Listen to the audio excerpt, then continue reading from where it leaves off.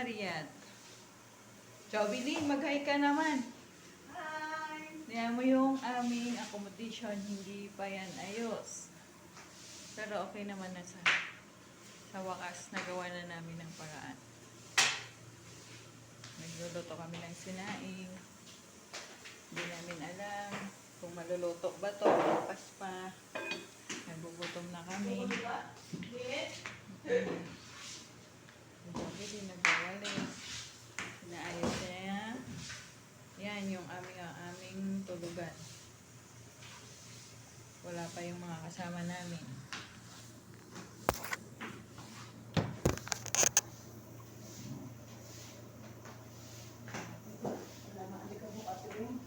Wala na nga.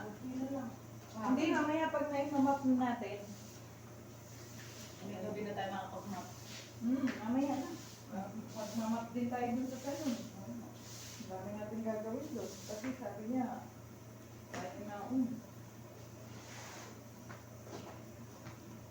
Yan guys. Mag-aano na lang kaya ako. Bigyan mo sa mga mga. Bakit sa sandal sa ulo, wala nang schedule. Baka schedule mo.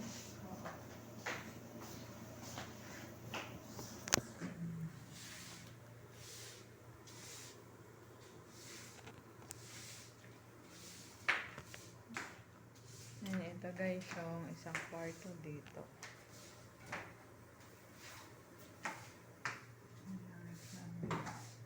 Ba, ayoko dito.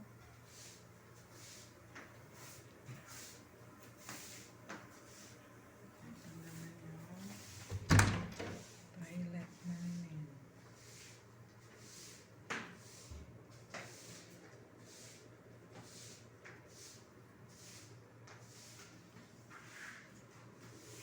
Joby nagwawalis. Nakabasahan natin na yung kakalimutan. Ano sa kaming lababo? Pag-ibig na lang.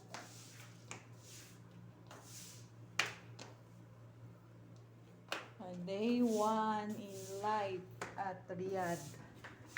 Ang nabutan namin bahay, akala namin makapagpahinga kami, hindi pala. Puro pala alikabok. Kaya di tayo nagbabahing kahagabi. Kaya nga, Sa sa sobrang wala kaming Ah, paano harap ka nga kay madam?